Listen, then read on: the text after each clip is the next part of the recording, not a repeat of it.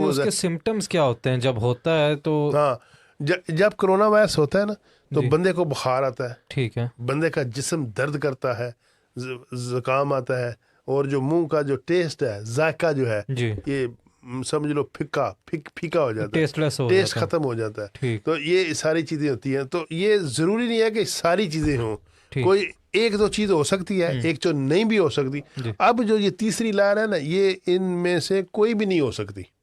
بخار بھی نہیں ہو سکتا، زکام بھی نہیں ہو سکتا، تھکاوٹ بھی نہیں ہو سکتی. آپ کو پتہ ہی نہیں چلے گا آپ کو کرونا وائرس ہے بھی کہ ہے.